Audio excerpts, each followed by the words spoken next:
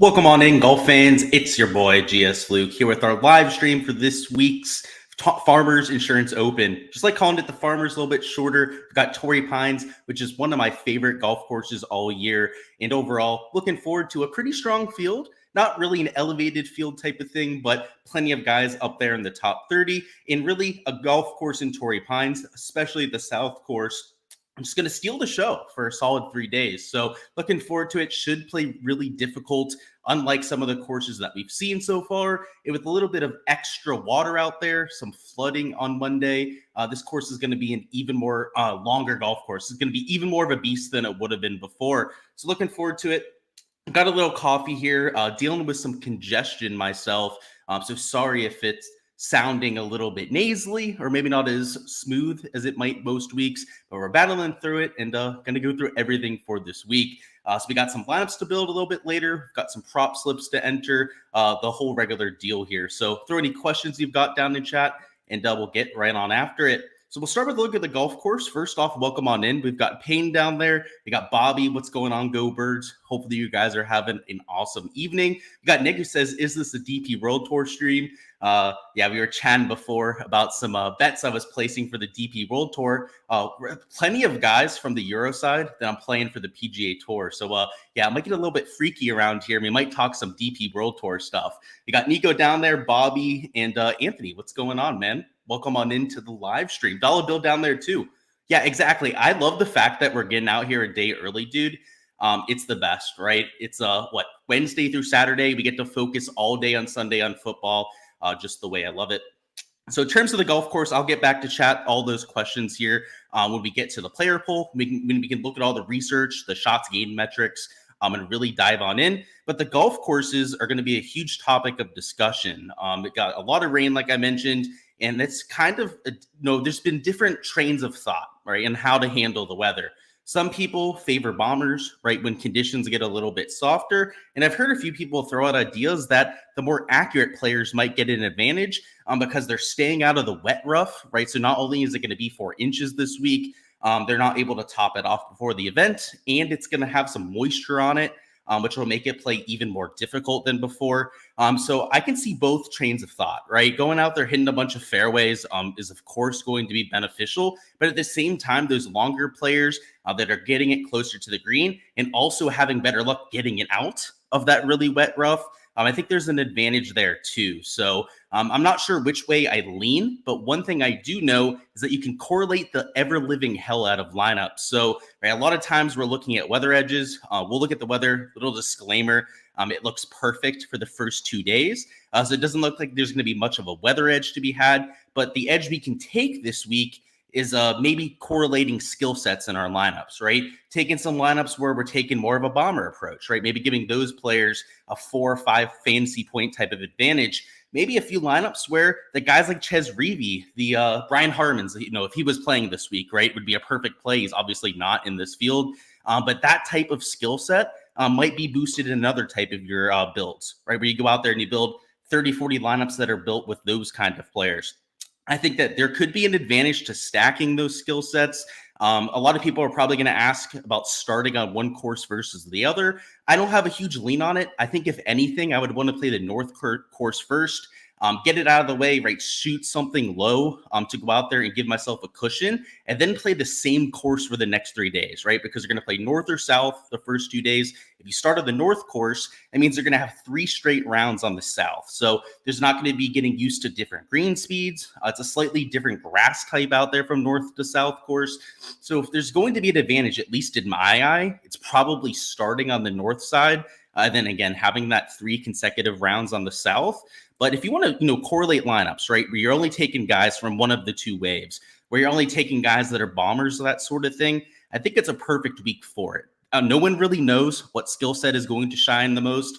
If I had to take a guess, I think the bombers are going to be the ones that you want this week. And once again, maybe starting on the North course is the way to go about it. So it's general leans. If anything, I'm going to have some lineups that are playing a bunch of bombers. My player pool is definitely bomber heavy this week. And on top of that, I'm going to have some lineups that are guys only starting on the North course. So it's not going to be all my exposure. It's not really going to be a lot of my exposure, frankly. In terms of my bomber only lineups, probably going to be like 10-15%. And then in terms of guys starting on the North course, that's probably only going to be like a 10-15% thing there too. So I'm still going to have 70, maybe even 75% of my lineups that are built without any of these sort of pre-built conditions. So it's more of just a shot on the correlation than anything. So that's how you should handle it. Kind of like I gave a little foreshadowing to here, I should say. It doesn't look like there's much of a weather edge. If we take a look at the HRRR for Wednesday, it's pretty flat across the board. There's not any waves this week. I apologize, guys. Like I said, not feeling the best. Oh, my apologies. There's not going to be much of a weather edge, though, because there's not waves, right? There's predetermined waves that you'll get at a regular PGA Tour event. Rather, it's just, I think it's, 75 guys going off of each golf course. There's no Pro-Am, so it's not like it is at the Amex, where they have to have 3 courses to accommodate that. So it's the North and South. You'll get 75 out there, right, teeing off between like a 3-hour split. So if there's going to be any sort of weather edge, you might see one for a showdown slate. Taking the guys that are going off super early, you might see a slight advantage for showdown. But in terms of a 4-round contest, right, I don't think you're going to see that kind of edge. If we take a look at Thursday, we'll look at NAM for that, which is probably the better model to look at 48 hours out. It's complete, right? It's not cut off in the middle of the day like you have with the HRRR. And you'll see it's very similar, right? It's 4 or 5 mile an hour winds the entire day. Looks like pretty much no matter when you're going to be out there, the same kind of conditions, right? So the one thing that might happen is that on Wednesday, it might be a little bit more receptive than we have on Thursday because of the fact that, it's going to dry out, right? It's all relatively exposed. Not a lot of shadows out there at Torrey Pines, not a lot of trees to give you those shadows. So they're going to dry out. It does look like it's going to be overcast, though. So on Wednesday, I'm not sure it's going to dry out completely. So on Thursday, you're probably still going to have dartboards out there. So with that in mind, that's why I don't think there's a weather edge, right? If it was going to be real sunny, windy out there for Tuesday and Wednesday, maybe they do dry out and you wanted to be on the North course out there for Wednesday, but I don't see it happening that way this time around. With that being said, let's hop to the DFS side. So now we'll talk about any questions you have about specific players, go through the ownership on here as we typically do, and get right on after it. So let's see where we left off in terms of the live chat. Going on, Carl? Hopefully you're doing well this evening. Nick says, what is going to be more different, fading the 10K or double stacking the 10K? I would say fading the 10K, you're going to get real different. So main reason being is I've got them all at 21% plus ownership. So it's pretty spread out. Your highest ownership is Xander Schauffele at 24.6%. So if you were to just X that off, right, not play anyone up there, that's 100% combined ownership. So that would be a hell of a fade right there. I think spending up and buying 2 is actually going to be kind of common. It's something that I'm going to do quite a bit this week. You do have to go down into the 6K range, right? If you take one of these kind of players, which I'm not sure everyone's comfortable with. So I think you'll be able to get a little bit different if you double stacked, just because of, I think, the lack of interest in the general public to play the 6K range this week. And there's only a handful of guys I like down there. Like normally there's like a solid 10, 15 guys that I'll play in the 6K range. And this week, I think it's like 7 or less that I'm taking down there in the 6Ks, which again, compared to a normal week for me, that is way lower. Let me go back and see if there's any questions. What is Michael Block's over under 72 juice stat? I don't think it's on Sportsbooks, Bobby. So you might be able to check out Caesars. Sometimes they'll post him as like a special, but I took his over at 71.5. So the last 5 times he's played that North course that he's playing for round 1, Bobby, he's gone well over. His best round's a 73. So if that gives you an idea there. What are my thoughts on Jimmy Stanger? I know that he played well last week. Like you said, they're paying. Other than that, not all that much. He's long off the tee. We can tell that with some of his early off the tee numbers, especially from the ball speed perspective. He looks like an upper echelon type of player. I'm not elite off the tee, but a little bit above the average when it comes to that ball speed. But what I like most is his putter has been a little bit sporadic, but he's had pop rounds. So we don't know a lot about him, right? Real tiny sample size. But kind of looks like a showdown player, right? Somebody that's long off the tee, can spike with the putter, is a volatile, normally a pretty high birdie percentage type of player. But yeah, Bobby, like I was saying with that Michael Block prop, you probably want to fade him. He just sucks at golf, frankly. What's going on, David? So thanks for the Hadman one and done last week. This week you got Thigala, Bradley, or Morikawa. Of course, David, I got you. And between those three, you were thinking Thigala and saving Morikawa for later. I think that makes some sense, right? This isn't an elevated field, so it's not going to have as big a purse as what you'll get for the majors, is what you're going to get for some of those, like, for example, Pebble Beach out there in a few weeks, right? It's going to be a much larger purse. So I agree with saving Morikawa. Keegan Bradley, Thigala make a lot of sense. I think they're going to be incredibly chalky this week. So I like the thinking, right, going a little bit further down the board. If you're okay with taking a chalky play, let's say you're in decent position right after the first 3 weeks, then go for a Sahith, right? Love him. I took him outright. I think he's got a good chance to win this golf tournament. If you got to get a little bit more different about it, I don't hate Hideki Matsuyama. He's a dark horse this week. He's one of the plays that I'm getting to that I'm sure I'll mention here at some point. But yeah, if you're playing from behind, I might go even more of a dark horse, right? I might go down to one of these guys that's going to be essentially unowned when it comes to one and done. But I like your thinking there for sure. I wouldn't burn one of those elite tier guys like a Xander, Cantlay, or Morikawa. What's going on, Samuel? We got Francis here, Wednesday golf. Let's go. Yeah, and there's not going to be anything on really competing with it. So it's going to be a lot of fun. I'm sure a lot of people will be tuning in. Carl says, how do you like 3 of the Kims on this course? So just off the top of my head, we got SH, Kim, right? What other Kims are you even playing this week? I know SH, we got Michael Kim, who I love. Michael Kim's one of my value plays. So that probably tells you how much I like him there. I love him this week. SH Kim is a decent putter on POA, so I'm okay with that. And who's the other one? Chan Kim, right? Chan Kim average to below average play, I'd say. SH Kim average to above average, and Michael Kim top tier play. Love Michael Kim this week. It's not just the fact that he's a local. The reason why I like him, it's the fact that he putts well on POA and he's hitting the ball really well on approach. So yeah, I think they're all 3 in different tiers there for you. Michael Kim, let's go for sure. Luke is a soldier. Get well, bro. Yeah, we're dealing with it. We'll be good. Need some Buckley's or Fisherman's friends down there, homie. Maybe get some preferred lies actions. I think we're going to see that for sure. And Buckley, he plays well on these these type of golf courses, right? What was it? The PGA Championship or US Open where he showed up on that, that type of leaderboard. I don't know anything about the Fisherman's friends. But yeah, I agree with you on the preferred lives, though. I think we'll see that for at least the first 2 days. What am I looking at to know that Will Zalatoris is back and playable again? You want to be early too, but not too early. Will Zalatoris, it's going to be hard to know. It's probably going to take him at least another month. But if you're going to play Will Zalatoris, and I don't want to give away exactly what I'm doing this week, if you're going to do it, you do it at a course that he's played well at before, right? Where he would have a track record, where he would fit that golf course to a T.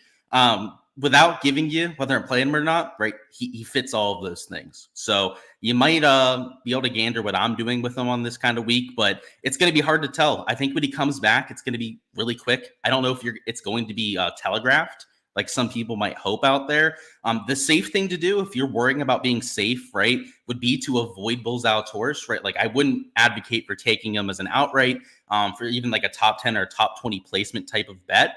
Where he is attractive is in DFS, right? Where you're not going to get him at an $8,000 price tag hardly ever, right? If he's playing well. And on top of that, only at 10% ownership, right? At that kind of number. So I think if you're playing him in fantasy, it's a little bit of a different question, right? Than whether you're playing him for outrights. Like, when do I trust him for outrights? I've got to see it first, right? I've got to see him gaining off the tee and on approach consistently. Last week in the rounds that we had for shots gained, he gained on approach, but not off the tee. Very consistently. So he's got half of the equation going. But in terms of fantasy, I think you can try and be a little bit earlier on him. I think that's where there's a little bit more value to it because you're getting a lower price tag and lower ownership, right? So it's kind of depends where you're trying to get that exposure on when you want to try and buy in. PD says, thoughts on Jason Day, elite course history. The form, though, is lackluster, right? But if there's a time of the year to kind of throw form to the side, it's here early in the year or during the fall swing, like we had there towards the end of 2023. And when you have that elite tier course history, there's something to latch on to. So I was kind of hoping he'd be lower owned if I was going to get a lot of exposure myself. Unfortunately, I do have him getting some steam right there at 14.7% ownership.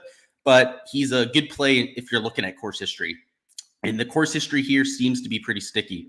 Any Stanger love down there? Not for me. I think I'm going to stay a little bit. I'm going to wait and see how he looks. I want to know some of these, some of the newer players that I'm not familiar with. Some of them I am familiar with that I've seen play in the Korn Ferry Tour that have shown up on leaderboards time and time again. You kind of get an idea for their skill sets. And then you have some of the guys that just like popped up for a win out of nowhere, right? That had like maybe 1-2 top 10 finishes, and that's how they earned their tour card. There's a few of them that I don't know a whole lot about, and Stanger is one of them for me. Sorry you're late. How much is course history taken into consideration with the rain and weather? Quite a bit. Last year, it was super wet too. I think a lot of people in their course breakdowns kind of failed to mention that from last year. It was extremely wet. They couldn't cut the grass before the event as well. So I would say you're still looking at it, right? Especially because it's a long golf course. I think it's going to accentuate that fact out there. So I'm still looking at it. I do think that first timers, though, and this is huge because there's a few first timers, particularly up there in the 8-9K range that I'm playing, that I think have a better chance because of the wetter conditions. The slopes on the greens might be a little bit less severe. You're going to get less rollout, so the slopes are going to have less an impact around the green and when you're putting, which is huge for first timers. Augusta National, right? Infamous for how difficult the slopes make the golf course play, particularly when it's at tournament speed, right? When they're running it at 13.5, 14s, like you get at Augusta. At this course, they don't run them at 13.5, 14s. They can't. Municipal course, it's not in nearly as good shape, but they run them as quickly as they can with some nasty slopes. As soon as you get a little bit of rain on there, it's not as difficult. So the one thing I've changed, and I'm glad I'm going on this tangent, I meant to mention this before, is off the tee for me, way more important, and mostly off the tee distance is what I think you need to have.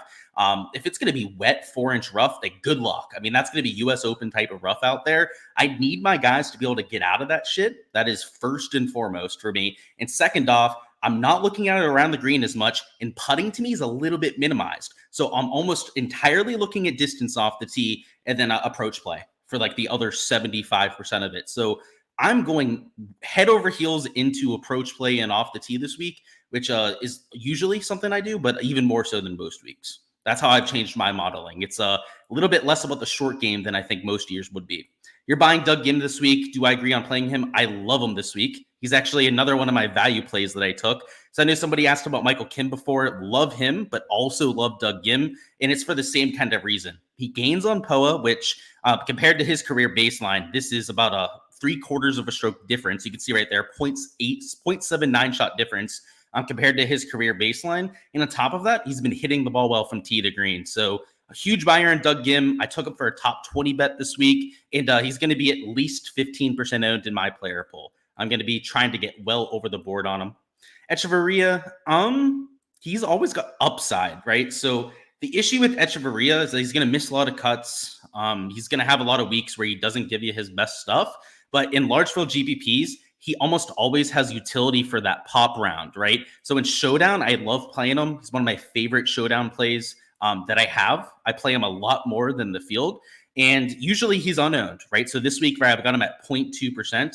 So there's a time and place for it, right? If I was playing in the large field GPP like I am this week, and I needed to find somebody to save salary and give me leverage, let's say I was being a little bit more chalky with that kind of lineup, then he brings a lot of utility. Now, single entries, cash, that kind of thing, probably not worth it. Buckley's and Fisherman Friends are cough story and lozenges. I didn't know that. Okay, but I see what you're doing there with the golf references. I'm just completely aloof and didn't know about that. My bad. But makes a lot more sense now. I see what you're doing there. Pro Reactor, Daniel Berger. I think he looked fantastic last week. I have to say that deep rough, though, and tight fairways does not bode well for somebody dealing with ball speed issues, right? So for as good as he looked, he did look like he was toning it back a little bit in terms of his ball speed. I would love him to prove me wrong. He's one of my favorite players, one of my favorite personalities in golf. Very laid back, very much so Florida man out there with Daniel Berger. And I wish the best for him, but I'm not sure it's the best week. This golf course is usually not the best fit for him to begin with, or he's not the longest player off the tee, is relatively accurate. So if you're leaning into the accurate drivers thing, I could see that for Daniel Berger, but more of a showdown play for me this week. Backing for this week, you've got Morikawa, love it. You got Jason Day, okay. Eric Cole and Sepp Straka. Thoughts? I love Morikawa. I'm right there with you. He was my first click, literally my favorite play of the week. Jason Day, great course history, can't knock you for it. Eric Cole, just a baller, can't knock you for it either. I don't like the course fit for Eric Cole, but he might just be the type of player to overcome that. So totally fine with that too. The Sepp Straka one, I'm not as in lockstep with. I don't have any problems with Sepp Straka this week, but for some reason, right, I was drawn to Sahith Theegala, right? I like the fact of his course history, his stuff on POA. I even like Hideki Matsuyama, right, who made a run at the win here last year. On Sunday, he was like 6 under through his first 10. Kind of fell apart in the back 9 at Torrey, but still made quite a run up there. Finished in the top 10, I believe. I'm a little bit more drawn to Hideki to Sahith Theegala up here, but I'm okay with Sepp. Like, he's just a much better player now than he was in the past. Now, is he probably a little expensive at 8,600? Like, okay, but you're taking him outright, right? You're just trying to bink that upside. He's got it. So I'm not against that for sure. I think I have a blind spot for him, though. I feel like I never get him right on the weeks he goes off. Any love for Matt McNeely? I love him. In fact, I had a little pod I did last night with my boys Nate and Jake. You can check it out. I retweeted it out there on my Twitter. But I was asked to give a sleeper play, right? Somebody down the 6K range that I thought could go out there and pop this week. And he was my answer over here at $6,900. He's played well at courses with long rough. He's long, but not necessarily accurate off the tee. I think you're going to get away with that this week. And the main thing for Maverick is that he's got to go out there. Well, he's still going to get a start with the sponsor exemption next week, no matter what. So some of that pressure has been taken off of him out here for his last major medical. He's at least going to get one more go at it out there at Pebble Beach. But this is a course that sets up well for him. And I think he needs a top 20 to ensure that he keeps his tour cards because he's on that major medical exemption. So I like the motivation. Like, some people may point that out as a negative. Like, I get it. Pressure can make people fold from time to time, but I've also seen it make people raise their games up, right? You've seen some of the greatest athletes of all time, right, under pressure in the playoffs have their best performances. And I think when people only look at that kind of stuff as a negative, I kind of disagree with it from time to time. So it might help him, might go the other way real quickly, but he's back. He took a long time to overcome injury. And the main thing with Mav is if he took 4 or 5% ownership, right, that's double the field, right? He's only $6,900 too. I think there's a difference between taking like a McNeely and just kind of taking a shot on him at GPPs as opposed to a Berger, even as Zalatoris, right? There's a little bit more risk with taking somebody up here in the 8K range. And also to get leverage, you're taking like 20-25%. So it's a little bit more risky. I'll just say it. I'm playing Will Zalatoris this week. I know I was kind of dancing around it earlier, but yeah, I'm playing him this week. I'm taking that risk. But it's again, like I mentioned, it's a risk, right? It's a little bit of a gamble to play somebody like that. With McNeely, I mean, you're mostly thinking that these 6K guys are burned on fire anyways. They're worth a few shots. That's the way I play DFS with golf.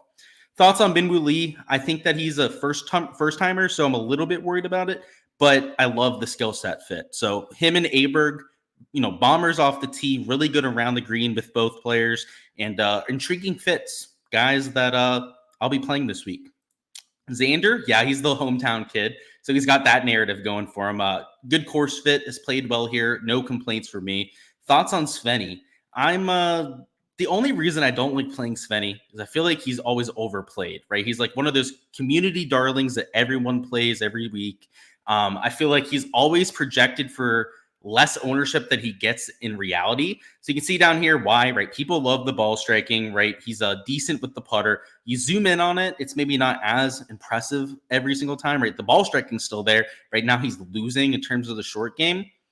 I just have a sneaking suspicion that Svenny, what is his ownership on here? I've got him at 7%, that he's going to be 10% in the large field GPP. So I'm going to stay away just because I think he's going to get some steam. And there are guys around him that I like a little bit more. So you can't say anything bad about the stat profile, right? Obviously, gaining on approach, gaining off the tee, it's kind of what we're looking for. Not the best POA putter. So if I was going to try and find a reason to fade him, it would be the ownership and the POA putting. But yeah, that's the one thing I'll say about Svenny is him, Theegala, are always higher owned in reality than what all the ownership projections call for. Who else is like that? I feel like Ludwig Aberg always comes in higher owned than what the ownership projections say. Ricky Fowler, Jordan Spieth, that happens quite often, right? Some of those fan favorite type of players. Svenny's one of them with the DFS nerds, right? We all love playing them. And I understand it. It's the ball striking, right? We're a slut for ball striking. Everyone out there that plays DFS. Thoughts on Pendrith and Taylor Moore in the lower 7K range? I really like Taylor Moore, I should say, but I don't want other people to play him, right? So Taylor Moore is in absolute horseshit form. In fact, I'm not going to spend much time here because, again, I don't want people to play him this week. But yeah, he's a sleeper pick I'm taking. Now let's keep that between you and me, okay? Played well here last year, right? Top 10 finish for, I don't know if he actually finished top 10, but he was in the top 10 for a long time playing this event last year. He likes a golf course that's hard off the tee, right? Valspar Championship won that event. And Valspar is actually like my number 4 comp course this week. So he's got good course history here. He's played well at comps. Shh, don't tell anyone else about it, though. But yeah, I really like Taylor Moore. And who's the other one? You got Taylor Pendrith. Pendrith a little bit higher owned, right? So I've got him at 8.3%, but playing really good golf. Long off the tee, so checks that box. Maybe not the best approach player, not the most consistent with the irons, which is probably the main concern with Pendrith. But how has he looked over the last 36? I know it's been a lot better, right? That's why he's playing so consistent now. Let's see. He's gaining 0.37 shots per round. I'm okay with it. Yeah, he's rounding into 4. Maybe he figured something out with the irons. Right, as of right now, it's actually his best category over the last 36, which is kind of surprising. Right, more known for the off the tee play. The putter can get hot for Taylor Pendrith, so I like that. He's honestly 8.3%. It's less ownership than I thought we were going to see there. I thought it was 10% owned. Who'll be the Cali golfer that may go overlooked? Towards the top, not a lot of them are being overlooked. A lot of the California golfers are being played. But let me think for you, because there's not a ton of them in the field. I mean, there's some, obviously. Like Patrick Rogers, 5.8%. I don't know if that's really overlooked. He's still 6% owned. I don't know, JJ Spawn, 5%. He's from out west. Played a lot of golf in San Diego, from San Diego. Who else? I don't know. There's a lot of these guys that are probably from California that we don't even know. That just, it's not common knowledge that they played from there, especially some of the new guys. Right? I'm sure a lot of them have California connections. But yeah, it's kind of a hard question. I feel like a lot of the main narratives are on the chalky guys up top. Let's see. What do I think about Michael Kim? Love him. So if you want to see my full take on him, Samuel, check out my value plays video afterwards. I do an entire like 4 or 5 minute take there. Local guy, playing well on approach, really good on Pubba. That's the Spark Notes version of why I like him this week. Let's talk through some of my top plays. So put any questions you have down in chat. We'll get to them after I go through this tier by tier. But up top, guys, ownership's pretty spread out. So in terms of your 10K range, you can fade it and get real different, like Nick was saying before. But if you have guys that you like I love Morikawa, I love Homa this week.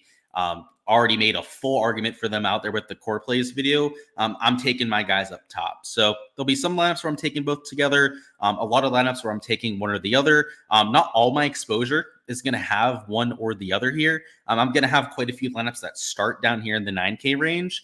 But those are my 2 stands up top. So love those 2.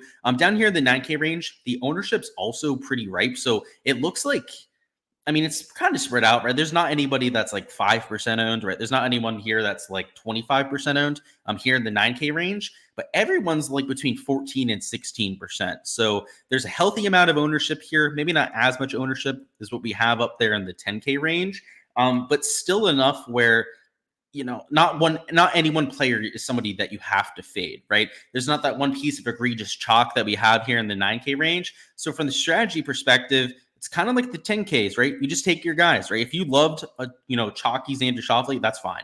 Like he's 24.6% owned compared to your lowest owned here with a 21% owned Cantlay. Like there's trivial difference in terms of the ownership. Down here in this 9K range, it's the same thing, right? Like what? Tony Finau, I've got at 16.2%. Your lowest owned player would be Eric Cole at 10.7%. Like, sure, he's a little bit of a ownership pivot, but it's not drastic, right? It's a 5.5% difference, right, between Tony Finau and Eric Cole, which it matters, right? It's, on a large field GPP, right? That's 1,000 or maybe 2,000 entries that are going to be different, right? Especially if you're playing in like a 30,000 entry GPP. But it's not enough to like make them must plays or guys that you can't get to. So this 9K range is 10K range. Pick your guys, whether it's the modeling you're relying on, course history, whether it's form you want to lean into. Just have a game plan, right? For me, a lot of it's course based. I want the guys that fit the golf course the best long term. Morikawa, if you guys saw my course breakdown video, was by far number one on that list. But last year's champion, Max Homa, right? Another guy that popped on the metrics, right? And if you won the year before, you can certainly do it again. He did it with the Fortinet Championship, went back to back. Would not surprise me to see him do it again. So if you didn't see that video, these are also my outrights. They got Morikawa and Homa both at 11-1, which is far from the best numbers in the industry. I know that. It's what I can get over there in Hard Rock Bet. And I also took Sahith at 30-1 out there for an outright.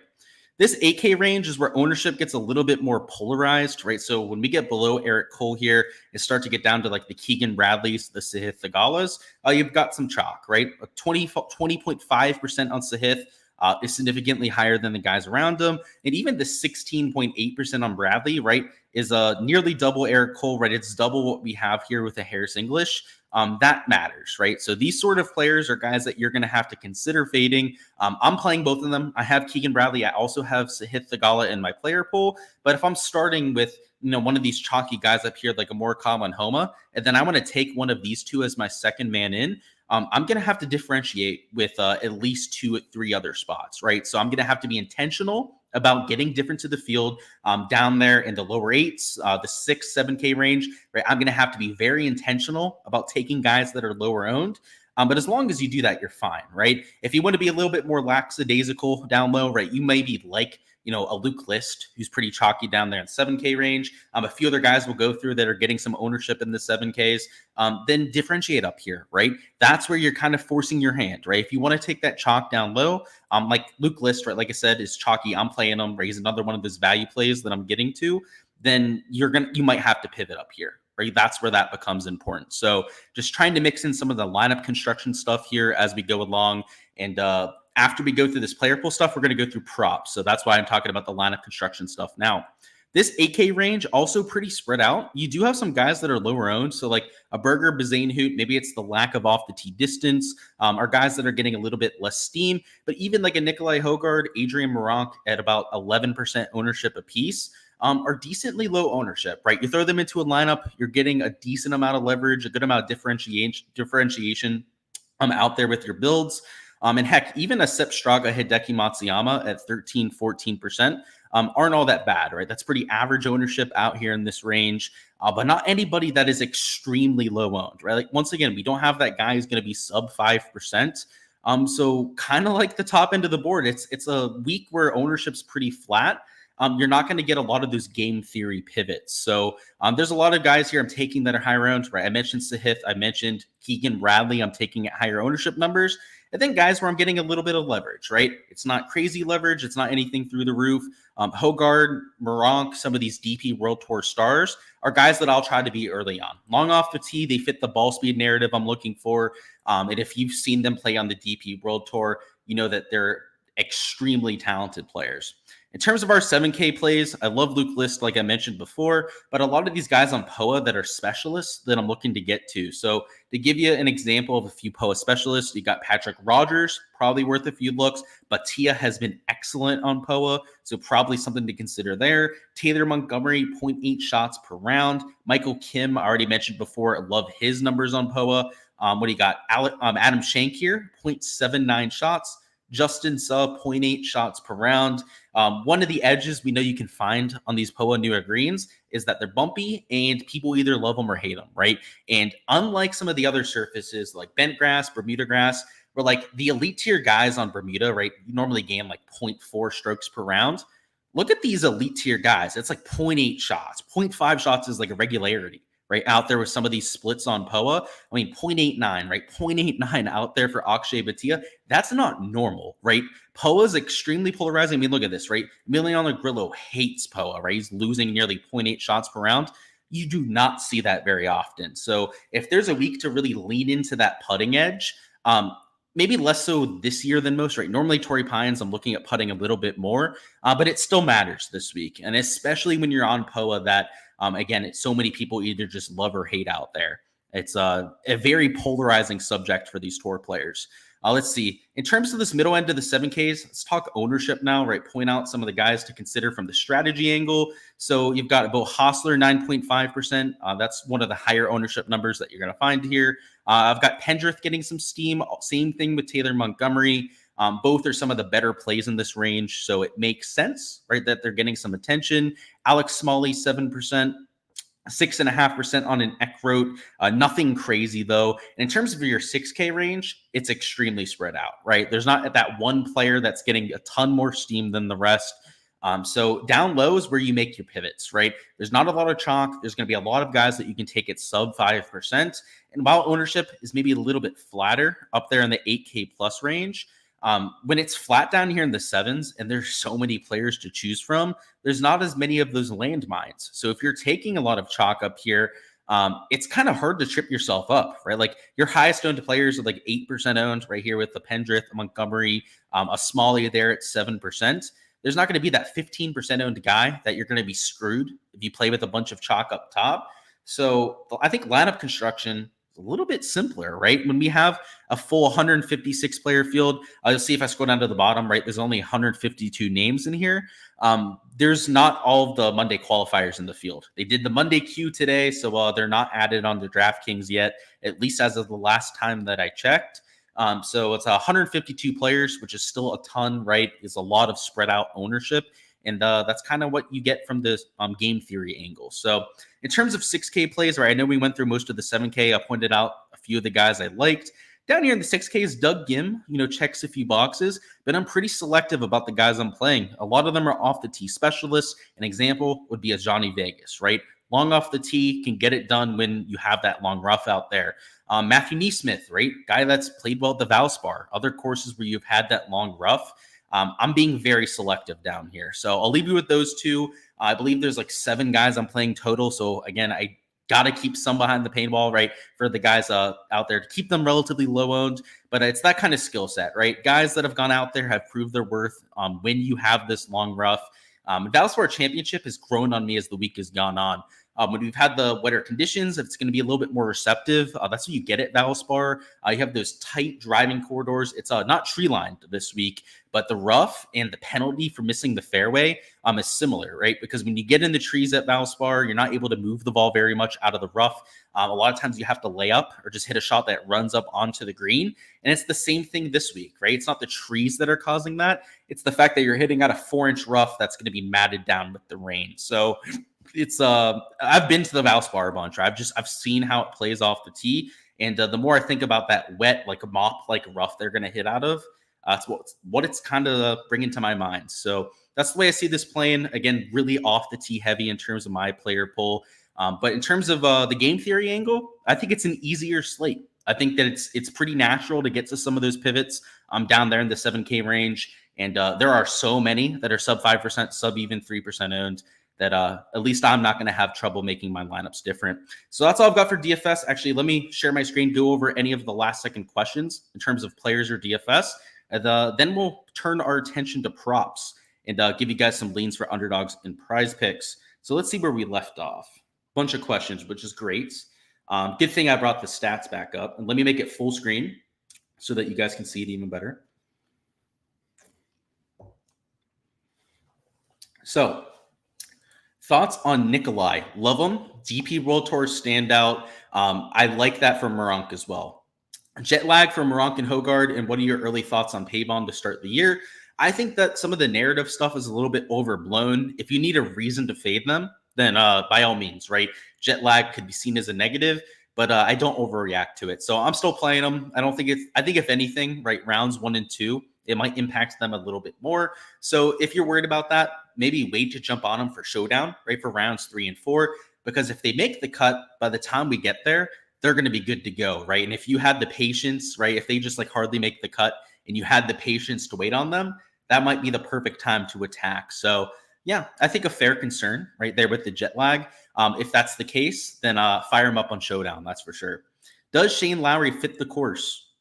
Not off the tee. He's, for lack of a better word, dog shit off the tee. I think he'd be the first to admit that. Short and crooked off the tee. He has his weeks, though. He has his weeks when he's able to hit fairways.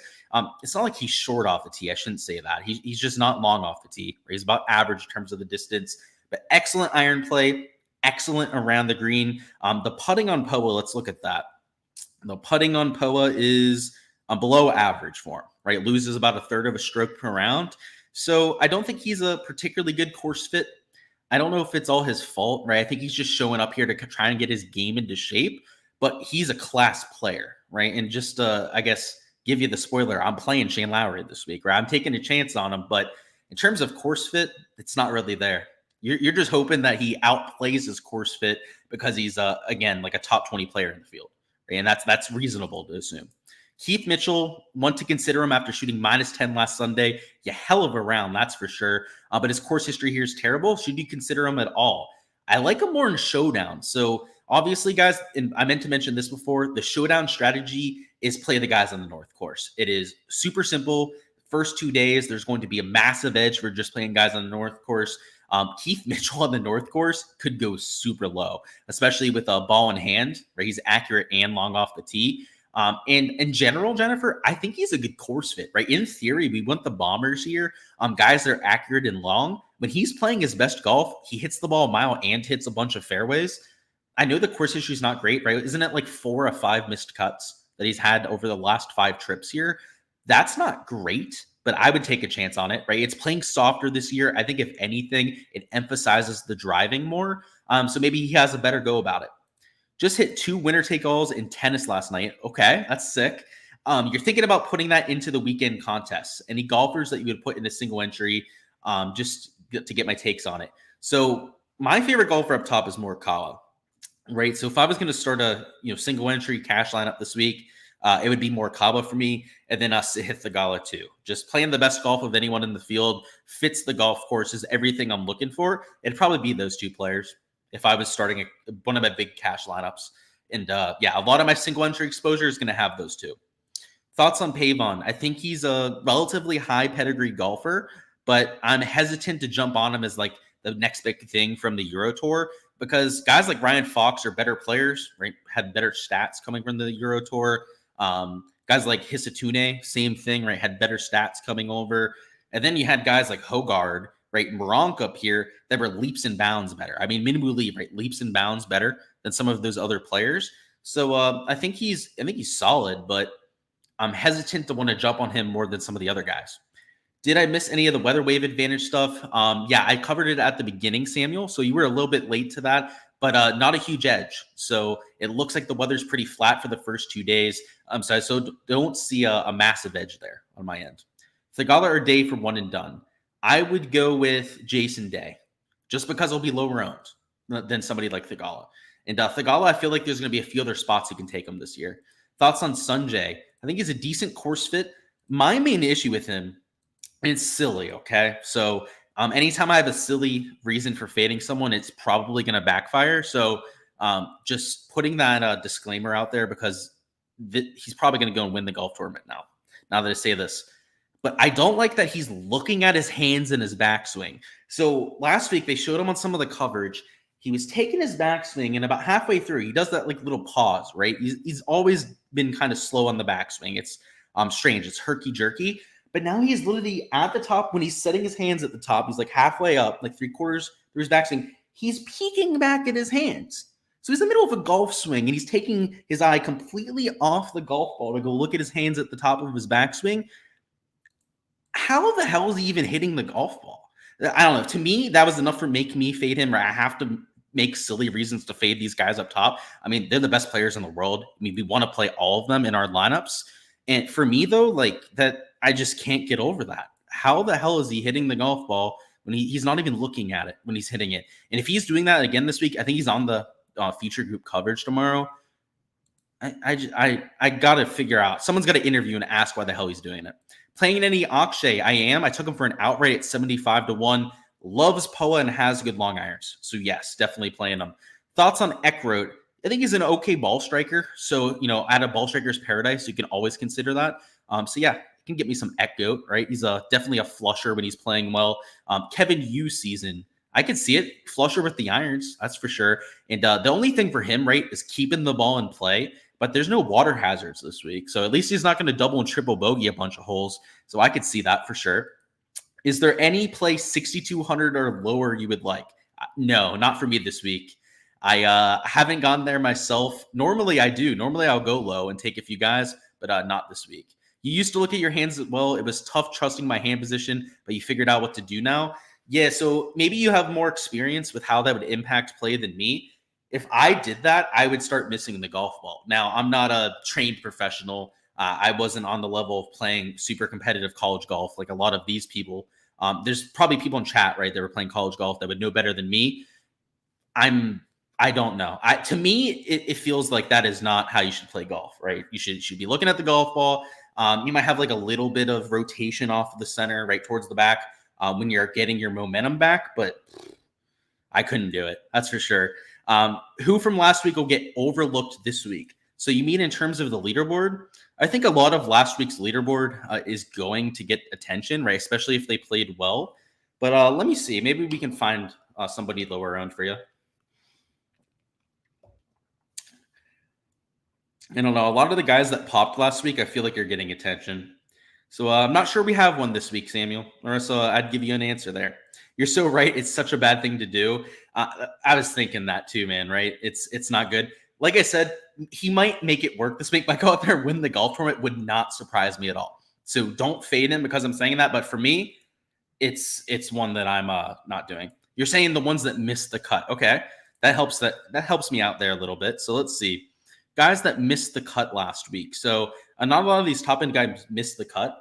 So we're probably going to have to go a little bit further down. Maybe Shane Lowry, right? No one's going to play him this week. I've got him low owned. So maybe you could see a Shane Lowry. Who else missed the cut last week? Pretty sure Taylor Moore did. Taylor Moore has been abysmal. So I have to imagine he missed the cut. You could throw him into there. Yeah. I honestly think Shane Lowry is the right answer to that. I think after him missing the cut last week, no one's going to want to play him. And he went like birdie eagle to end his week. Don't think it's the worst idea to play him. Top two plays, 6,600 and lower. Honestly, I'm going to say check out the Patreon if you want that. Who was the guy we talked about? We had Matthew Neesmith is the one I'll give you there. It's $6,600. So if you want to see everyone I'm playing in the 6K range, check out the Patreon. But there's not very many. So I'm going to give you one half of the equation right there. Let's go ahead and talk some props here in a second. But first, how do I think most people start their lineups this week? I think it'll be pretty balanced, Petey. I think you're going to see a lot of people go like a 10K, 9K, 8K, and move on from there, maybe 2 7s and a 6. I think you're going to see a lot of that, right? Just like balanced builds. I think if you go more studs and duds or you went extremely balanced, right? You started in the 9K range, that might be different, but I think it's going to be a lot of balanced builds. Do we need a 6K golfer to be optimal? I don't think so. I'm going to have lineups that have 6K golfers, but I don't think you need one. Travis Ward says, was this tournament the one that Sam Ryder led for 3 rounds? It was, right? If that tells you anything about this event. He was at 13 under. I think the next highest player was like -9 after the first 3 days. He had a big lead and then completely threw it away. And I haven't heard many people mentioning Sam Ryder. Like, we obviously have to go back to him, right? Like, he loved the golf course. He was saying that he felt like so at home out there. He's not highly owned. So I should shut up about him before I make people start playing him out there and I drive up his ownership. But yeah, like what, 5.7% I've got him at in terms of projected ownership. He's playing pretty well. Sign me up. I played him last week. He didn't give me that spike performance I was hoping for, right? I was hoping for a top 10 for DFS. Maybe it's this week at a course that he clearly likes. So I like the way you're thinking there. Let's talk some props now, though. So let me bring up Underdog Prize Picks, and we'll hop into that side of things. If you're just here for DFS, I appreciate the support here, guys. Best of luck out there with your lineups. Smash the like button on the way out of here if you're one of those people, and let's get after it this week. We'll have showdown streams for rounds 2 through 4, covering props and DFS, of course, right during those live streams. So we'll check them out. It'll be morning live streams this week, right, like we have for these West Coast events. So probably something at like 9:30 a.m. So set your reminders for that. But moving into the prop side now, which I'm sure a lot of you guys are here for the props, there's a lot of value on both sites. And the pricing, especially when the boards first drop, there was a massive discrepancy between what we had on Underdog and what we had on Prize Picks, and a few different trains of thought that we can take when trying to correlate some slips. So I think the best way to handle this from the prop side, guys, is you're going to want to correlate some slips in different directions. So just to give you an idea of what we're talking about there, some overs, especially early in the week, we had some overs over here on Underdog for strokes for the South course. So for example, Keegan Bradley opened at 69 strokes, right? Now he's been up to 70 strokes now, but he's at 71 over there on Prize Picks, right? So that was an entire 2-stroke discrepancy. So in theory, when the board first dropped, right, we had a lot of overs that we could take over here in Underdog and some potential unders that you could take on Prize Picks. So in terms of the stuff that is still on the board, let me find you the best slip that you can take. So let's go through this. Again, there's been quite a few bumps, particularly on the South course, guys. But in terms of what we're looking at right now, this Tony Finau prop's probably not a bad idea. Let me go ahead and bring up Draftkings and Fanduel so we can do some line shopping here on live stream as well, and give you guys some perspective on why I think the boards are mispriced. So let me bring up the odds real quick. So give me a moment, and we'll bring that up for you. So there's Draftkings. We got that up. Now let me find the round scores over here on Fanduel. And there we go. Cool. So in terms of the odds, they have these guys a solid stroke higher. So if you go over here to DraftKings, scroll down to the bottom and find Tony Finau, you see they have Tony Finau at 70.5 strokes, right? So he's a stroke higher than what they have an Underdog, and he's just minus 145 for the over. The main reason being is that he's playing the South course, which is by far the harder of the two golf courses. If you're just joining us and you didn't see us talking about the golf courses before, the South course is the course they used for the U.S. Open. It's a championship level golf course, and last year played 1.61 over par. The other golf course, right, which didn't play easy, right, but it was a lot easier than what you had at the South course, played 0.5 strokes under par. So that's why over here on Underdog, when they priced the board all in like the same range, like they had the guys playing the North course at like 68 strokes. They had guys like Finau, they even opened him at 69. There shouldn't have only been like a 1-stroke difference between the two boards, right? Like it plays to nearly a 2-stroke difference between the two golf courses. So when they only priced them, 1 stroke apart, that was a clear mistake from their end. So like I said, there's going to be different pieces of value that we can take, right, depending on the site that we're playing. So we've gone over on Tony Finau there. I took an under on Xander Schauffele at 5 birdies in his career playing at this golf course. The North course it is, he has never once covered a 5 birdie line. Now he's pushed that quite a bit, so he would have covered this 4.5 line at least, I think 1 or 2 times out of his 6 or 7 rounds around it. But he had never gone to the 6 birdie mark. So I loved that under at 5 birdies. But let's find you another one here. Probably not Sanjay. Jason Day, I had it 4.5 for an under. Now he's down to 4 birdies. So that one got bumped, which is unfortunate. I mean, yeah, probably not taking Xander under at 4.5, right? After the bump, I don't like taking that as much. Yikes. They really moved this board quite a bit. So maybe it is just Tony Finau. We'll keep his lean on there. In terms of other guys you could take in terms of strokes, right? So maybe you'll just take these and mix them in with different sports. Jason Day, if they post him back at 69.5, he's also up there at 70.5 strokes over here on DraftKings. Same thing on FanDuel, right? So let me find Tony Finau for you. Show you guys what we're talking about. It's Tony Finau right over here at 70.5, also on FanDuel, and he's minus 140 towards the over. So anytime you have a stroke discrepancy and juice working in your direction, you're going to be getting a prop that has an extremely high hit rate. So the reason why I want to point these out, even if we can't play them in a golf-only slip over here in Underdog, is when you have props that are 70, maybe 75% hit rates. It's essentially what we're getting with some of these.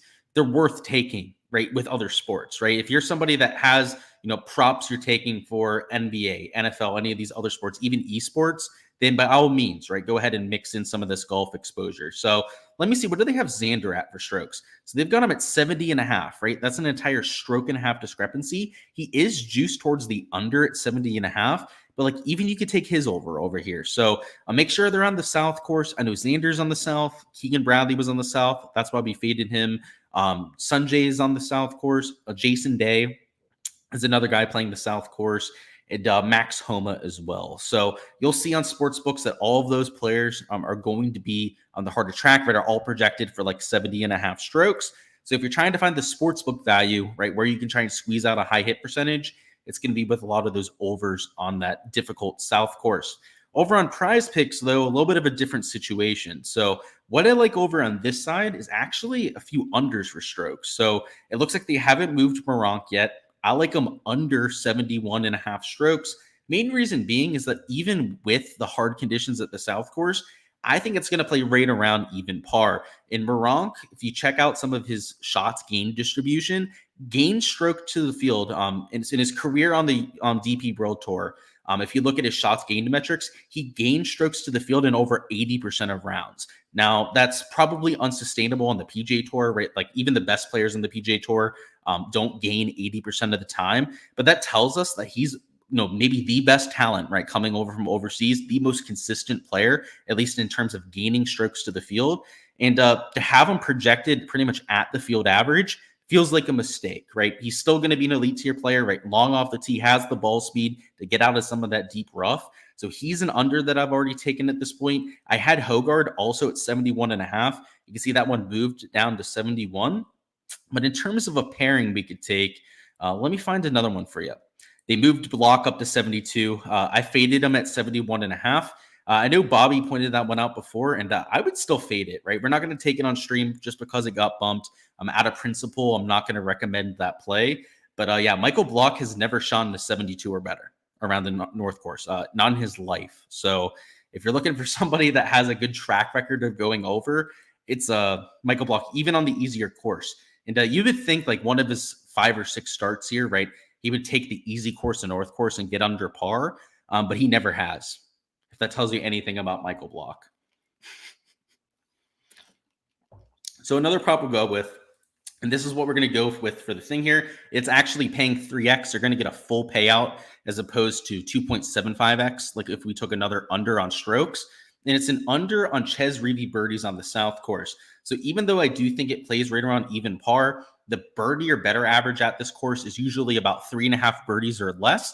And last year, Ches Reavie was number 182 on tour when it came to birdie or better percentage. So not a player that fills it up with the flat stick, not somebody that was above average on tour in terms of making birdies. So if the birdie average is going to be like 3.5, it's actually a pretty strong field we have this week, right? So he's not going to project better than that field average. I like the under at 3.5, right? That's pretty much what we expect for the field average. If he's worse than that field average, well, it's pretty simple what we're going to do with the prop. So taking that under on him, right? Again, playing the more difficult golf course out there at the South course. And because we're taking an under on strokes and then an under on birdies, right? So one positive play, one negative play, we get the full payout in terms of our golf play. So if we're going to do anything for the stream here, it's these two. I had slightly different pairings out there with these props, but 2 spots that I would still take that haven't been bumped to this point. In terms of underdog, let me see if we can find a rivals matchup to go ahead and give you a play to use with Tony Finau. So let me do some shopping through the board here. They recently added these, but I did most of my prop analysis. They didn't have these rivals up. And if anything stands out, I'll let you know. But they're looking pretty 50-50 right now. But I'll do some line shopping. We'll see what we got. Like maybe Pavon versus Hadley. Like that's probably a decent lean. These elite tier ones are almost always 50-50s. Montgomery Griot is another one that's probably 50-50. Yeah, I don't know if I'd force it in, right? If you're playing underdog props, you're probably a little bit late to the party, frankly. Almost all of them have been bumped out of the super value range. So if you're going to take anything, it's like an over on Finau, right? Maybe it's going over here and taking some of the line discrepancies, right? With a one-stroke discrepancy with Sungjae Im. Same thing with like a Xander Schauffele, right? He's a stroke and a half discrepancy compared to the sports books. But outside of that, mixing it with other sports, I would probably stay away from the underdog board. So again, a lot of your values on Prize Picks. There's actually some unders you can take on birdies, some unders on strokes you can take too. So I think the Prize Picks board's the most intriguing. There's overs and unders you can take, which is good for payouts, right? It gives us a chance to go out there and get some normal payout cards, which isn't usually the case with golf, right? A lot of it's based on correlation. Because of the pricing they have here, which because they have 2 courses up, right? That's part of it too, right? You have more of a selection because you're dealing with 2 golf courses. it's one of the better slates, I'd say, to play over here on the Prize Picks side. So once again, right, it's the under on Moronk that we're taking for this. It's also an under on Birdies Are Better for Ches Reavie. But that's all we'll do for the prop side. See if there's any questions for props. If not, we're going to hop on out of here. See where we're at. Appreciate it. Got you, Samuel. Thank you for just hopping in. Tee times dropped on Monday. So unless you're talking about pin locations, not sure about that. What's going on, Bobby? Good stuff. Josh says, showdown-wise, would you only stack one course or bounce around?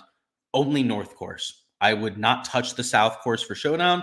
Obviously, rounds 3 and 4, we're going to be back to the one course setup. But for days 1 and 2, man, definitely hammer those North course guys. It'll play about 2 shots easier on average. You're going to see far more ceiling rounds out there at the North course than what you get at the South. So definitely go with that. Sounds like you're going to be overweight on Moronk. Yeah, I'll definitely be over the field too. He's an absolute stud. That's all I've got for the stream, guys. Appreciate all your support here as per usual. Smash that like button on the way out of here. Subscribe to the channel if you haven't already. And stop on by for our streams for rounds 2 through 4. Like I mentioned before, we'll be going live sometime in the morning, probably 9 a.m. Eastern. So there, we'll talk about each round, right? The weather, what to expect, props, DFS, pretty much everything we did here. But for rounds 2 through 4 as well. So looking forward to it. Should be a fun week. Like I said, one of my favorite golf courses on tour. And hopefully one that we can go out there and find some green.